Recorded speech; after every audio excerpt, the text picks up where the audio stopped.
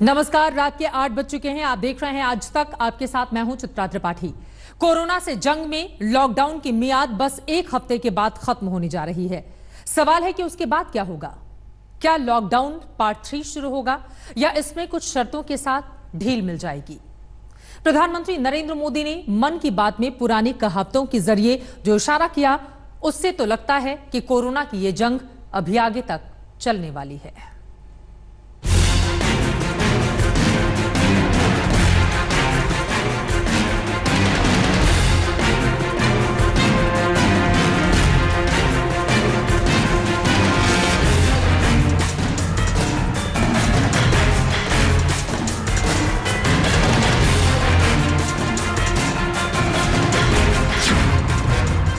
अभी और कितने दिन चलेगी कोरोना से ये जंग?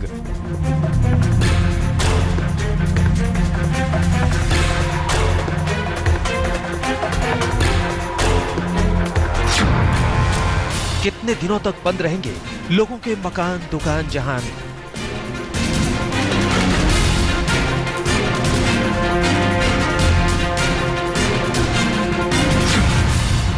प्रधानमंत्री मोदी की मन की बात से क्या निकला पैगाम?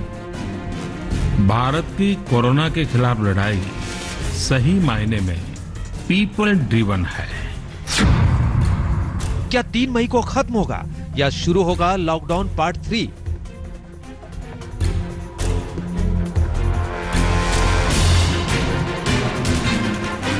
महीने का आखिरी इतवार था तो पूरे देश की नजर इस बात पर थी कि जब प्रधानमंत्री नरेंद्र मोदी मन की बात करेंगे तो उसमें कोरोना से लड़ने को लेकर आगे की किस रणनीति पर बात करेंगे। इस लड़ाई के दौरान हमें अपने जीवन को, समाज को, हमारे आसपास हो रही घटनाओं को एक फ्रेश नजरिए से देखने का अवसर भी मिला है। समाज के नजरिए में भी व्यापक बदलाव आया है। लॉकडाउन के 32 दिन हो गए। इतने दिनों में देश ने अनुशासन और आत्म संयम का परिचय दिया। जिस कोरोना ने अमेरिका से लेकर यूरोप के संपन्न देशों को घुटने के बल लाकर खड़ा कर दिया, उस कोरोना से भारत बहुत मुस्तैदी से लड़ रहा है और परास्त कर रहा है। लेकिन सवाल है कि क्या 3 मई को इस लड़ाई में लॉकडाउन के हथियार का इस्तेमाल बंद हो जाएगा या इस अचूक हथियार का इस्तेमाल आगे भी होगा?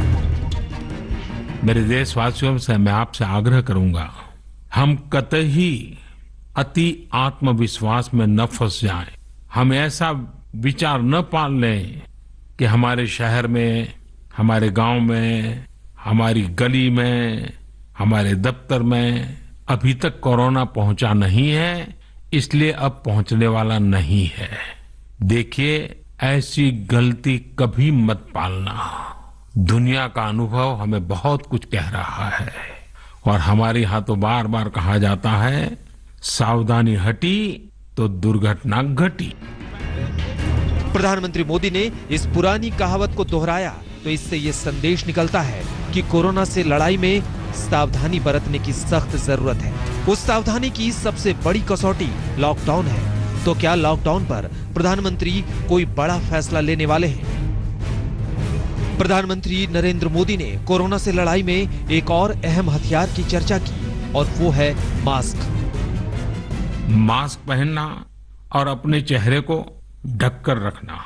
कोरोना की वजह से बदलते हुए हालात में मास्क भी हमारे जीवन का हिस्सा बन रहा है। वैसे हमें इसकी भी आदत कभी नहीं रही कि हमारे आसपास के बहुत सारे लोग मास्क में दिखे, लेकिन अब हो यही रहा है। हालांकि लॉकडाउन पार्ट 2 का ऐलान करते समय प्रधानमंत्री नरेंद्र मोदी ने कहा था कि 20 अप्रैल से कुछ इलाकों में लॉकडाउन में ढील मिलेगी, लेकिन उसमें भी कुछ शर्तें नत्थी थी।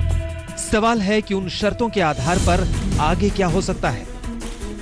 24 मार्च को जब प्रधानमंत्री नरेंद्र मोदी ने पहली बार लॉकडाउन का ऐलान किया था, तब देश में कुल कोरोना संक्रमित लोगों की संख्या 519 थी और मरने वालों की संख्या 10। 14 अप्रैल को जब लॉकडाउन पार्ट 2 का ऐलान किया तो संक्रमित लोगों की संख्या 10,815 थी, यानी संक्रमण 21 दिन में 21 गुना बढ़ गया और मरने वालों की संख्या 353। 26 अप्रैल को मन की बात में प्रधानमंत्री मोदी देश को कोरोना से आगाह कर रहे थे। तब संक्रमित लोगों की संख्या थी 26,500 से ज्यादा, यानी पिछले 12 दिनों में करीब 2.5 गुना, और मरने वालों की संख्या 824। तो सवाल है कि 3 मई तक क्या स्थिति होगी। पिछले 12 दिनों में कोरोना संक्रमण पर जिस तरह काबू पाया गया है, उससे सवाल है कि क्या लॉकडाउन की मियाद 3 मई को खत्म होगी या आगे बढ़ेगी या कुछ शर्तों के साथ ढील मिलेगी। प्रधानमंत्री मोदी की खासियत है कि वो लोक कहावतों और लोक भाषा में भी गंभीर बातें कह जाते हैं। कोरोना से लड़ाई में भी उन्होंने एक कहावत का इस्तेमाल करके इसकी गंभीरता पर उंगली रख दी। हमारे पूर्वजों ने कहा है, अग्नि ही शेषम ऋण शेषम व्याधि शेषम तथैव च पुनः पुनः प्रवर्धेत तस्मात् शेषम न कारयेत। अर्थात हल्के में लेकर छोड़ दी गई आग, कर्ज और बीमारी मौका पाते ही दोबारा बढ़कर खतरनाक हो जाती है। इसलिए इनका पूरी तरह उपचार बहुत आवश्यक होता है। जब पुराने रोग को ही हल्के में नहीं लेना चाहिए, तो कोरोना तो बिल्कुल नया मर्ज है जिसका इलाज अभी मुमकिन नहीं हो पाया है। ऐसे में सतर्क और सावधान रहने के सिवा विकल्प क्या है? सावधानी हटी तो दुर्घटना घटी। आज तक ब्यूरो। मुख्यमंत्रियों के साथ प्रधानमंत्री मोदी ने जब पहली बार वीडियो कॉन्फ्रेंसिंग की तो उसके 4 दिन के बाद लॉकडाउन का ऐलान किया था। तीसरी बार की तो उसके 3 दिन के बाद। सोमवार को वो फिर मुख्यमंत्रियों की राय लेने जा रहे हैं कि आगे क्या करना है। इस पर 2 राज्यों के मुख्यमंत्रियों ने आज तक पर अपनी एक्सक्लूसिव राय रखी है सामने। सुनिए।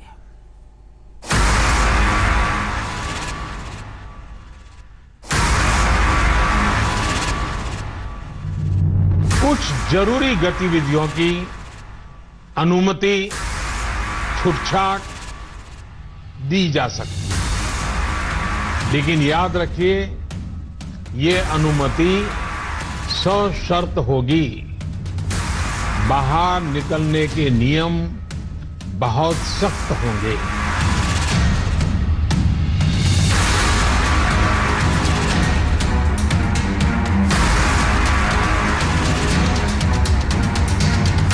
सबकी निगाहें इस बात पर टिकी है कि सोमवार को जब प्रधानमंत्री नरेंद्र मोदी सभी राज्यों के मुख्यमंत्रियों से वीडियो कॉन्फ्रेंसिंग के जरिए रूबरू होंगे, तो उसमें लॉकडाउन को लेकर क्या फैसला हो सकता है।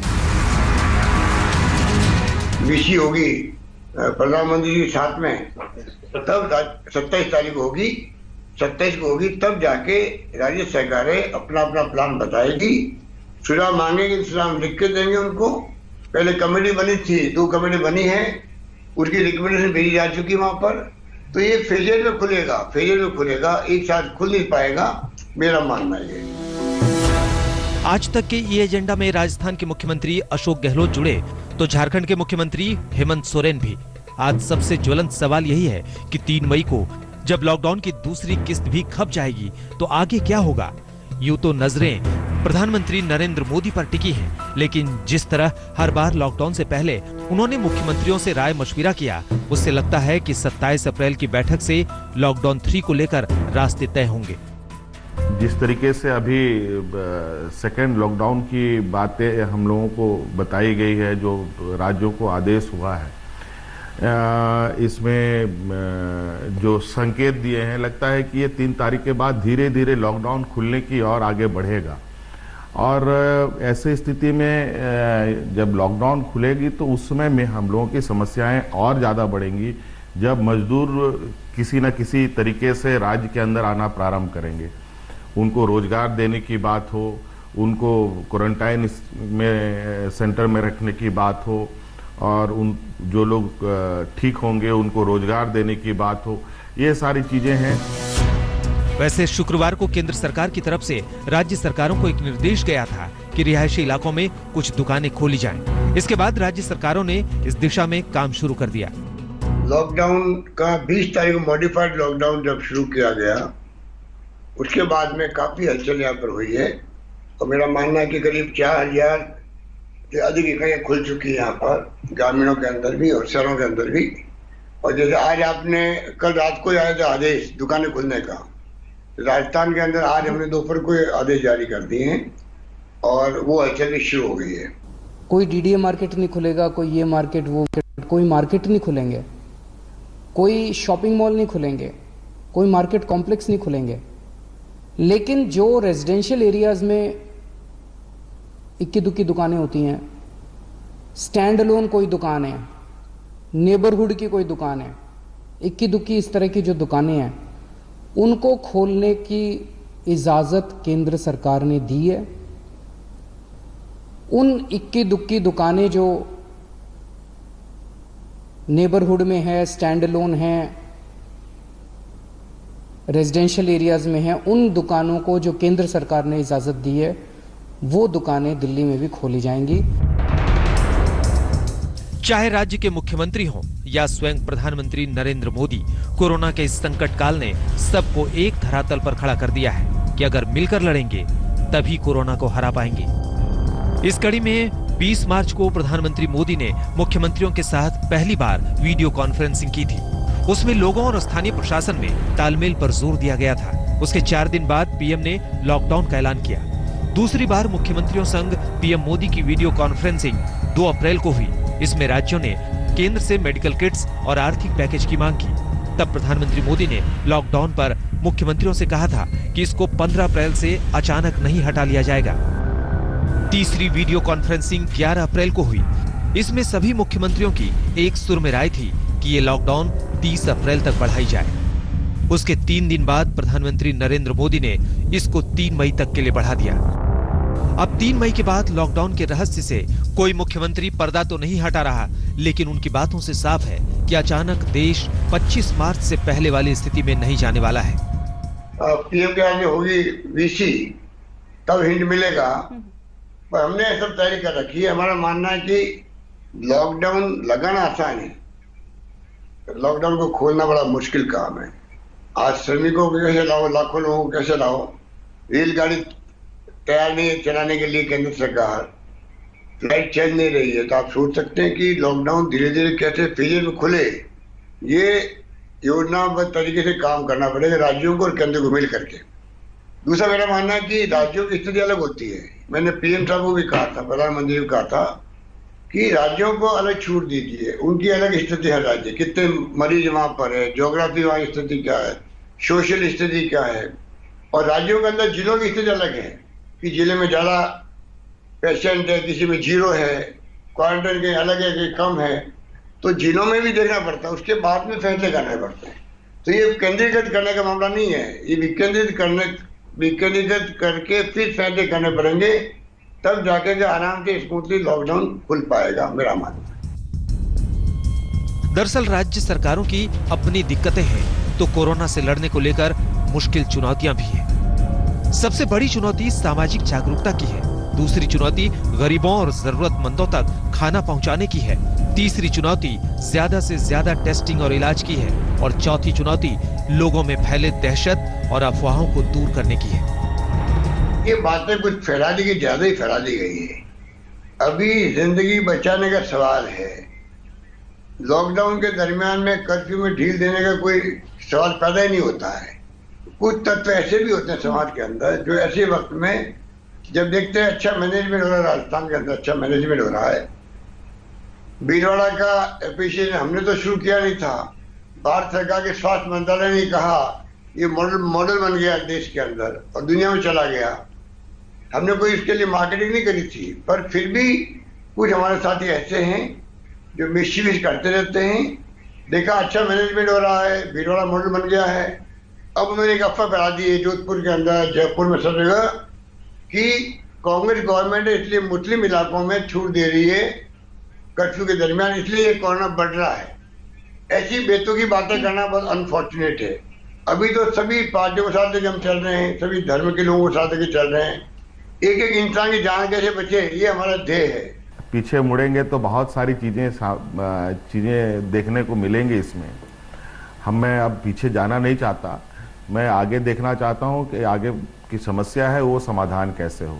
जो समस्या अब दलदल में फंस चुके हैं तो दलदल से निकलने का पहले रास्ता ढूंढा जाए, ना कि दलदल में बैठ करके गुत्थम गुत्थी किया जाए। ये मुझे लगता है कि अभी ये समय नहीं है, और इसके लिए सभी, मैं पहले से लगातार कहते आया हूँ, आज का दौर वो दौर है जहां केंद्र को राज्यों को मदद करना चाहिए और राज्य सरकारों को केंद्र सरकार को भी मदद करना चाहिए। और मैं आपको सचमुच धन्यवाद देना चाहता हूं, क्योंकि आपने जो आह्वान किया है कि अब समय नहीं है कि अब हम राजनीति करें। आपने खास कर महाराष्ट्र के लोगों को जो अपील किया है, राजनीतिक लोगों को जो अपील किया है कि इसमें राजनीति ना करें, सारे सरकार के साथ रहे, सरकार को सहायता करें, यही इसकी ही जरूरत है। मुख्यमंत्रियों की बातों से साफ है कि लॉकडाउन पर बड़ा फैसला भले हो, लेकिन 3 मई और 4 मई की जिंदगी में बहुत फर्क नहीं होगा। आज तक ब्यूरो। कोई भी राज्य सरकार लॉकडाउन को खत्म करने की हामी नहीं भर रही है, लेकिन जहां कोरोना का संक्रमण नहीं है वहां कुछ शर्तों के साथ छूट जरूर चाहती है, ताकि लोगों का रोजगार वहां पर शुरू हो सके, कुछ काम धंधा चल सके। 3 राज्यों के उप मुख्यमंत्रियों ने आज तक पर अपनी सरकार की तैयारी का पूरा ब्यौरा पेश किया है।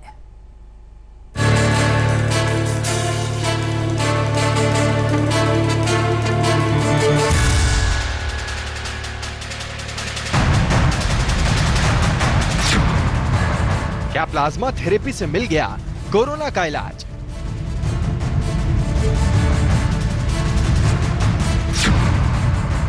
क्या कोरोना से इलाज के लिए मिल जाएगी वैक्सीन?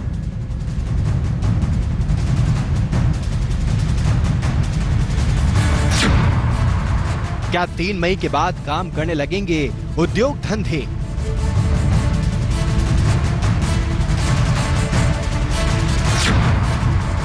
क्या 3 मई के बाद हट जाएगी शराब पर लगी पाबंदी?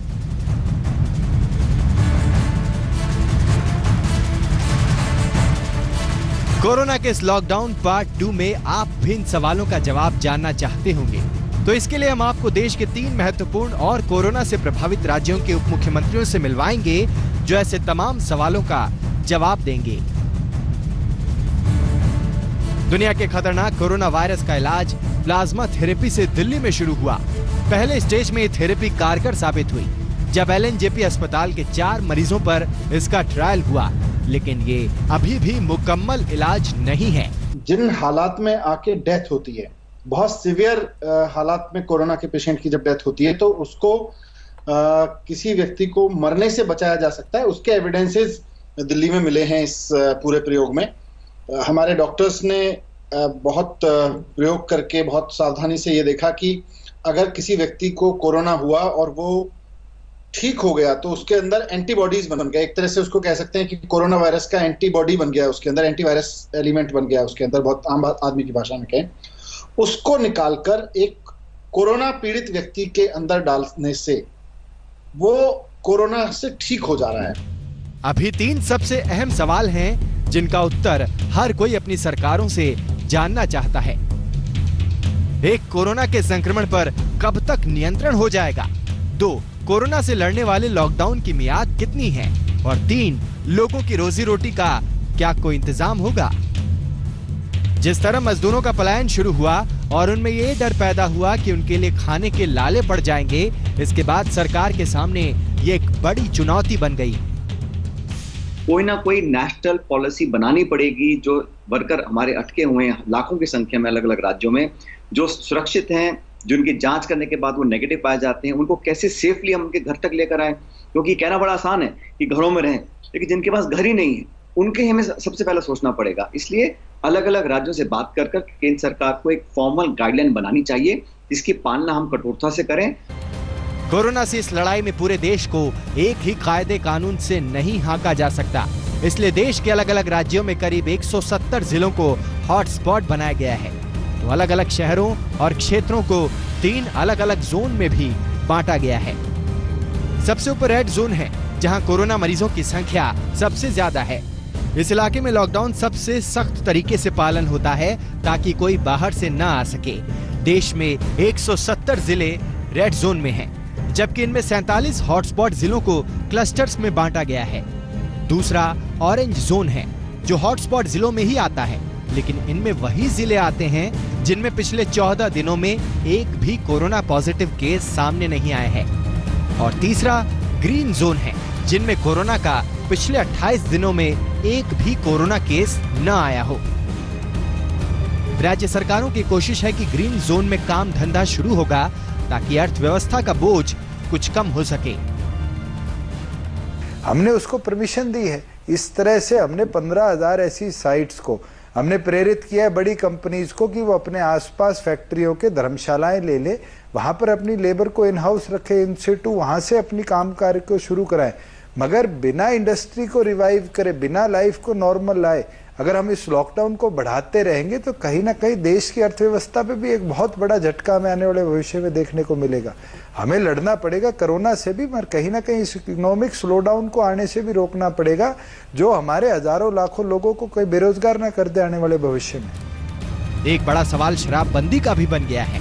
केरल से पंजाब तक कुछ राज्यों ने शराब को जरूरी सेवाओं में शामिल कर लिया है, यानी उनकी सप्लाई शुरू हो गई। लेकिन क्या दूसरी सरकारें इन शर्तों को शामिल करेंगी? जवाब को 3 मई तक टाल दिया गया है।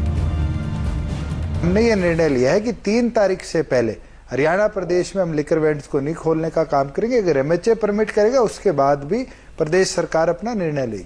भारत सरकार परमिट करेगी तो निश्चित रूप से हम भी खोलेंगे, लेकिन ये सब 3 तारीख के बाद ही होगा, क्योंकि अभी भारत सरकार गाइडलाइंस में 3 तारीख तक लिकर शॉप्स को खोलने पे पूरी तरह से पाबंदी है। इस बीच तेलंगाना ने 7 मई तक के लिए लॉकडाउन बढ़ा दिया है। आज तक ब्यूरो। कोरोना से लड़ने में लॉकडाउन एक अचूक हथियार है, तो इसके सफाई के लिए जरूरी है कि जांच हो और उससे भी आगे इसके इलाज का इंतजाम हो। 5 राज्यों के स्वास्थ्य मंत्रियों की जुबानी सुनिए कि वो राज्य कोरोना से कैसे लड़ रहे हैं और 3 मई के बाद उनकी क्या है तैयारी।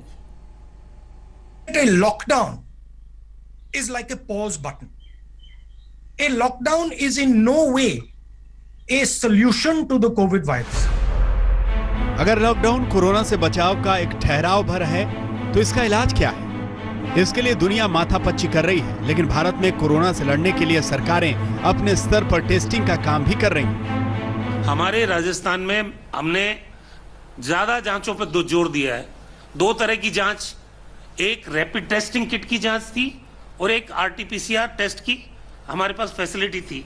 2 मार्च को जब पहला केस आया इटली के टूरिस्ट के रूप में, यहाँ हमारे पास जांच की सुविधा नहीं थी बिल्कुल, और मुझे खुशी है इस बात की कि 2 मार्च से लेके आज 25 अप्रैल के बीच में हमारी जो जांच की कैपेसिटी है वो हमने 5006 टेस्ट पर डे हम लोग कर सकते हैं, और आने वाले 1 वीक के अंदर 10,000 टेस्ट, ये वो कंफर्मेटरी टेस्ट की बात कर रहा हूं मैं, आरटीपीसीआर टेस्ट।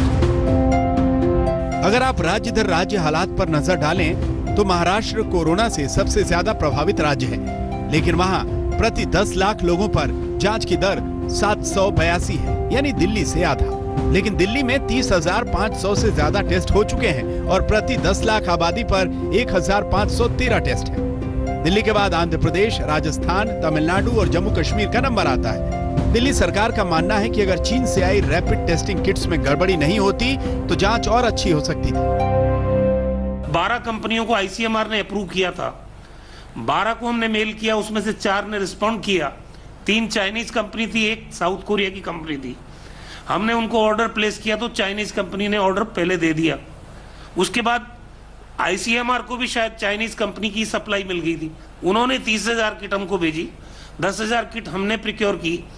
हमारे पास एसएमएस अस्पताल में जो भर्ती मरीज थे जिनको आरटीपीसीआर टेस्ट के माध्यम से पॉजिटिव घोषित किया जा चुका था, हमने कहा इसकी जांच करवाना चाहिए रैपिड टेस्ट की कि इसकी कितनी उपयोगिता है, कितना ये एक्यूरेसी है जी। तो हमने वो जो पॉजिटिव केसेस थे उन पे 168 जो आरटीपीसीआर रैपिड टेस्टिंग किट थी इनकी जांच करवाई। अब आप बताइए कि उसमें जो मैचिंग था ना आरटीपीसीआर टेस्ट के साथ इनका 90% मैच हो जाता तब तो हम इसको आगे जारी करते, लेकिन जो परसेंटेज आया, हमारे माइक्रोबायोलॉजी के हेड, हमारे मेडिसिन डिपार्टमेंट के हेड, एक टीम बना के हमने इन रैपिड टेस्टिंग किट की जांच करवाई तो वो 5.4% कोरिलेट कर पाया उससे आरटीपीसीआर टेस्ट से, तो हमने इसको बंद कर दिया। आईसीएमआर ने भी पूरे राज्यों में इस टेस्ट को बंद कर दिया। बिल्कुल बिल्कुल। कल भी मेरी भारत सरकार के चिकित्सा मंत्री जी से वीसी हुई, उन्होंने भी अभी भी अलाउ नहीं किया इसको। बिहार का दावा है कि उसने कोरोना से लड़ने के लिए स्क्रीनिंग से लेकर जन अभियान तक वैसे ही चलाया जैसे पोलियो के खिलाफ कभी देश में चला था। सबसे बड़ी बात, देश में शायद पहला स्टेट है जो इस स्केल पे कर रहा है कि जैसे पोलियो में अभियान चलता था, डोर टू डोर स्क्रीनिंग, ऐसे हम लोगों ने लगभग 4.25 करोड़ लोगों का डोर टू डोर स्क्रीनिंग पिछले एक वीक में किया है। जो 5 जिला हमारा हॉटस्पॉट है उसमें हर एक घर को हम लोगों ने कवर कर लिया। 23,000 लोग हमारे विदेश से आए थे, उन लोगों के गांव को पूरा स्क्रीनिंग कर दिया है। उसमें जो सिम्टम दिखाई पड़ता है उनका हम फर्दर टेस्ट कराते हैं। इसके अलावा आपको जिसके एरिया में इंडिविजुअल केस भी आया है उस 3 किलोमीटर के रेडियस में हमने आशा वर्कर के माध्यम से, लोकल प्रशासन के माध्यम से पूरा स्क्रीनिंग करा लिया है। तो इससे ऑलमोस्ट हम लोग 1/3 स्टेट या उससे ज्यादा कह सकती हैं जिसको स्क्रीनिंग करा लिया है। कोरोना का इलाज दुनिया में किसी देश के पास अभी तो नहीं है, लेकिन एक कोरोना ने लोगों की जीवन शैली बदल दी है। विशेषज्ञ कह रहे हैं कि कम से कम 6 महीने और आने वाले दिन स्पाइक के हो सकते हैं, चाहे वो अप्रैल का आखिरी सप्ताह रहा हो, चाहे मई का पहला सप्ताह रहा हो। अब जून जुलाई की भी बात हो रही है कि स्पाइक आने वाले दिनों में आएगा। तो अकेले लॉकडाउन से हम कोरोना के आगे चले जाएंगे, ये नहीं होने वाला। तो हमारे नागरिकों से पूरे पारदर्शिता से, पूरे ईमानदारी और पूरी सच्चाई से इन संभावनाओं को शेयर करते हुए हमको जीवन जीने की शैली बदलते हुए हमको गतिविधियों में उतरना पड़ेगा। ब्रेक के बाद एक बार फिर से आप सभी का स्वागत है। आपके साथ मैं हूं चित्रा त्रिपाठी। एक तरफ देश की निगाहें इस बात पर टिकी हैं कि 3 मई के बाद क्या होगा, तो दूसरी तरफ कोरोना के बढ़ते कहर पर भी। जिन राज्यों में सबसे तेजी से मामले बढ़े हैं, गुजरात उन्हीं में से एक है। पूरे राज्य में कोरोना संक्रमितों की तादाद 3,000 को पार कर गई है, जिनमें करीब 2,000 तो अकेले अहमदाबाद से ही हैं।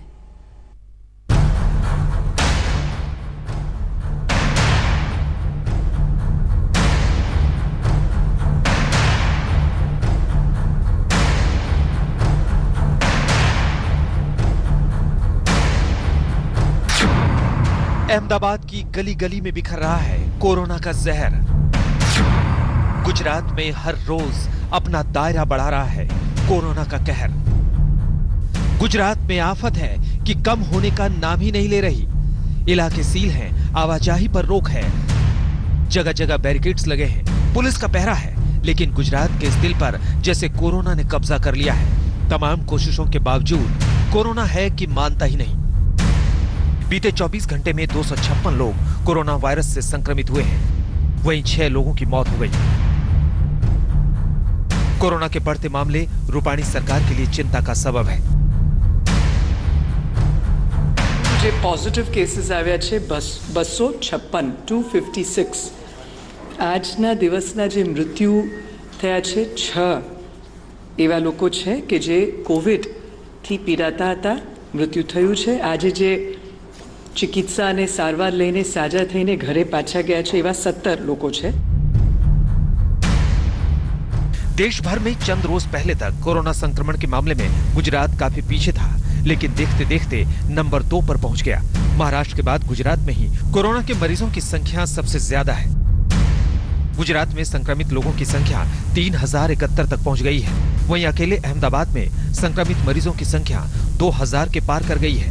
गुजरात में अब तक कुल 133 लोगों की कोरोना वायरस की वजह से मौत हो गई है, जबकि अकेले अहमदाबाद में 86 लोगों ने कोरोना वजह से जान गंवाई। कोरोना के खिलाफ बढ़ते मामले को देखते हुए पुलिस प्रशासन लॉकडाउन को सख्ती से पालन कराने पर जोर दे रहा है। कल राज्य में 100 नंबर पर मिली शिकायतों के ऊपर 29 गुना दाखिल किए गए हैं। पुलिस के द्वारा मोटरसाइकिल पेट्रोलिंग और फुट पेट्रोलिंग बढ़ाया जा रहा है। पवित्र रमजान महीने को लेकर लोग कहीं इकट्ठे ना हो, उसके लिए ड्रोन और बाकी तरीकों से नजर रखी जा रही है। राज्य के 30 जिले कोरोना वायरस से प्रभावित हैं। गुजरात के पाटन में 16, पंचमहल में 17, छोटा उदयपुर में 13 और नर्मदा में 12 संक्रमित मरीजों का मामला सामने आया है। वहीं कच्छ में 6, खेड़ा और बलसाड़ में 5-5 लोग संक्रमित हुए हैं। आदिवासी बहुल दाहोद में कोरोना के 3 मामले सामने आए हैं। बढ़ते कोरोना के मामलों के बीच गुजरात सरकार को कई मोर्चों पर लड़ाई लड़नी होगी, लेकिन अहमदाबाद के सिविल अस्पताल में आई कोविड अस्पताल की कुछ ऐसी तस्वीरें सामने आई जिसने एक पॉजिटिव मैसेज लोगों को देने की कोशिश की, चाहे वो खाना हो या फिर लोगों को मानसिक तौर पर कोविड के सामने लड़ने के लिए मजबूत करना। कोरोना के बढ़ते इन्हीं मामलों के बाद प्रशासन किसी भी तरह की कोताही नहीं बरतना चाहती है। अहमदाबाद से गोपी घांगर के साथ आज तक ब्यूरो। हिंदुस्तान का दिल कहे जाने वाला मध्य प्रदेश इन कोरोना वायरस के बढ़ते प्रकोप से परेशान हो चला है। हालात यह है कि कोरोना से संक्रमित मरीजों की संख्या 2000 के पार हो गई है। इनमें से सबसे ज्यादा प्रभावित जिले हैं इंदौर, भोपाल और उज्जैन। ऐसे में यहां फिलहाल लॉकडाउन से राहत मिलने के भी आसार नजर नहीं आते।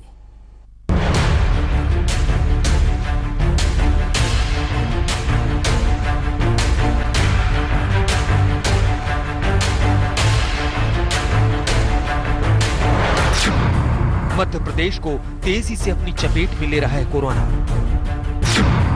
इंदौर में बेकाबू होता जा रहा है कोरोना। कभी ये शहर देश के सबसे साफ सुथरे शहर होने के तमगे से इतराता था, आज मौत का साया इसके सिर पर मंडरा रहा है और ये बना हुआ है राज्य का सबसे बड़ा हॉटस्पॉट। हालत ये है कि दिन ब दिन कोरोना के मामले बढ़ते जा रहे हैं और साथ में इससे निपटने की चुनौती भी। पूरे मध्य प्रदेश में कोरोना के अब तक करीब 2030 मामले सामने आ चुके हैं और अब तक 99 लोगों की मौत भी हो चुकी है।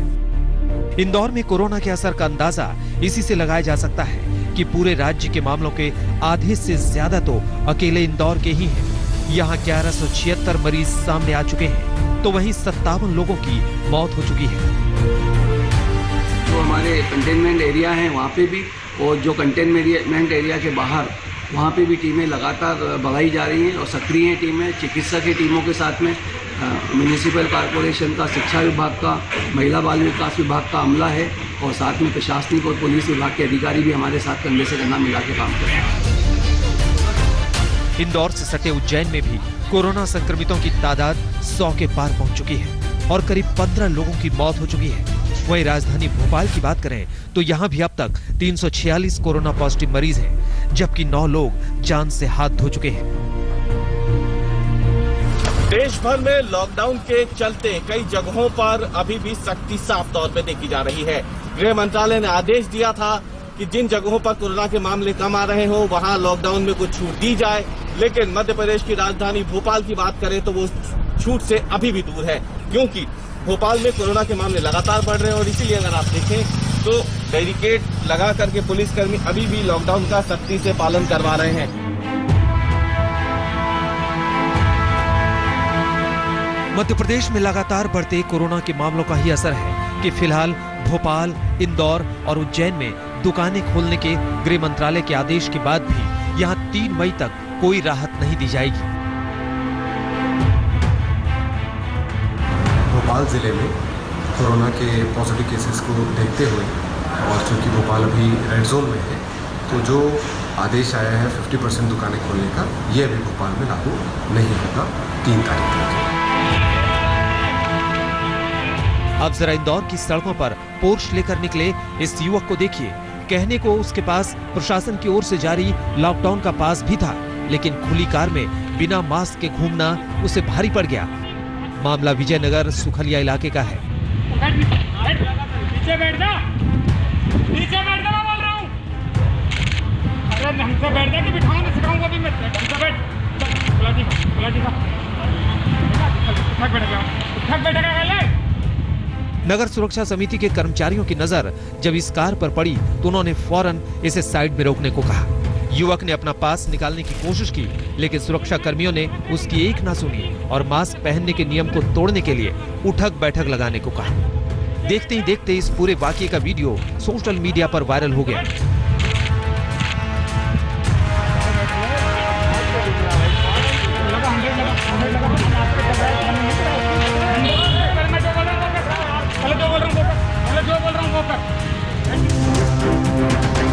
मौजूदा हालात में सरकार भी हर कदम फूंक फूंक कर रख रही है अब देखना यह है कि क्या 3 मई के बाद भी संवेदनशील शहरों में लॉकडाउन लागू रहता है या फिर कोई छूट दी जाती है। इंदौर से धर्मेंद्र शर्मा और झाबुआ से चंद्रभान सिंह भदौरिया के साथ रवीश पाल सिंह, भोपाल, आज तक। और अब बात करते हैं उन 2 महानगरों की जहां कोरोना वॉरियर्स के लिए आफत बढ़ रही है। दिल्ली में कोरोना का ताजा शिकार जहां अस्पताल का स्टाफ हो रहा है, वहीं मुंबई में आज एक पुलिसकर्मी को भी कोरोना की वजह से अपनी जान गंवानी पड़ी, उनकी मौत हो गई।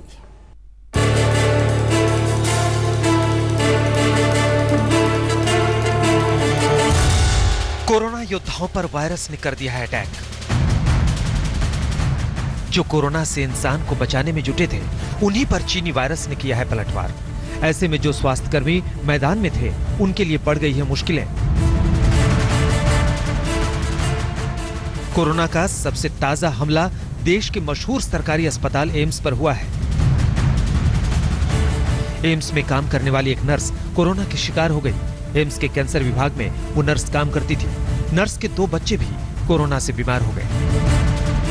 ऐसे हालात में स्वास्थ्य मंत्री डॉक्टर हर्षवर्धन ने एम्स ट्रॉमा सेंटर का जायजा लिया, जिसे कोरोना मरीजों के लिए पूरी तरह बदल दिया गया है।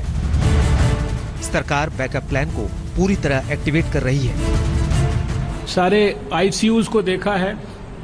कोविड से प्रभावित मरीजों के लिए डेडिकेटेड ऑपरेशन थिएटर, कोविड से प्रभावित हमारी गर्भवती माताओं के लिए डेडिकेटेड ऑपरेशन थिएटर और सेपरेट प्राइवेट रूम्स कोविड से प्रभावित मरीजों के लिए, और उनके वार्ड तक जाने की सारी व्यवस्थाएं पूरी तरह से आइसोलेटेड हैं।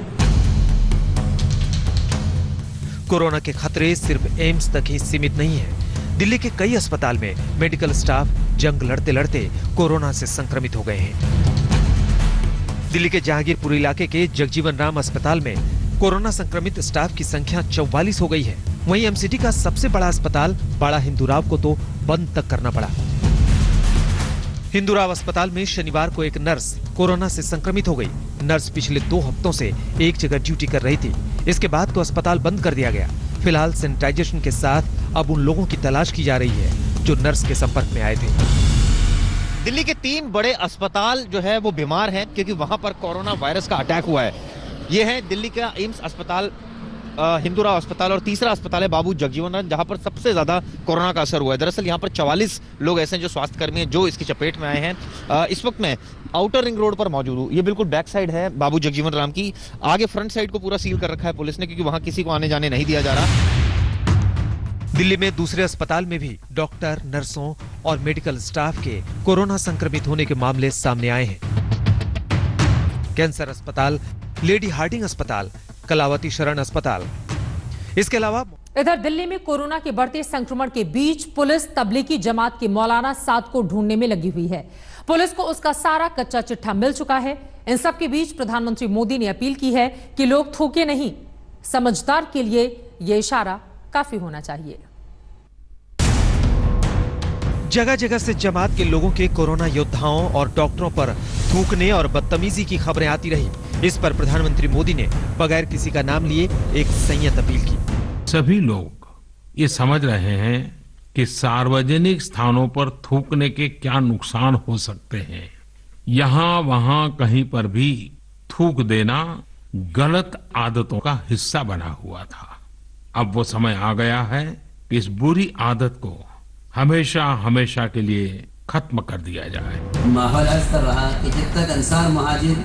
लेकिन जिस मौलाना साद पर जमात के लोगों को मरकज में रखने का आरोप लगा, उसकी खैर नहीं है, क्योंकि पुलिस के हाथ लगी है मौलाना साद की जन्म कुंडली और कर्म कुंडली। दिल्ली पुलिस की फाइल के इस कागज पर सबसे पहले मौलाना की उम्र, पता, ठिकाना और पद का नाम दर्ज है। 50 साल के मौलाना साद के 2 ठिकाने हैं। एक तो यूपी के शामली का पैतृक घर और दूसरा दिल्ली के निजामुद्दीन की मरकज इमारत, जिसे कोरोना की फैक्ट्री बना दिया गया था। मौलाना अब यह जगह छोड़ चुका है। इसके अलावा उसके 3 बेटों का जिक्र है। मरकज से निकले कोरोना के जिन ने स्वास्थ्य कर्मियों के लिए तो मुश्किलें बढ़ाई ही, जमातियों के मुखिया मौलाना साद की गिरफ्तारी ना होना पुलिस के लिए भी बड़ी चुनौती बनी हुई है। अरविंद ओझा, दिल्ली आज तक। नमस्कार, मैं हूं अंजना ओम कश्यप। हमें उम्मीद है ये वीडियो आपको पसंद आया होगा। लेटेस्ट खबरों के लिए यूं ही देखते रहिए आज तक, और इस वीडियो के पसंद आने पर लाइक, शेयर एंड सब्सक्राइब करना ना भूलें।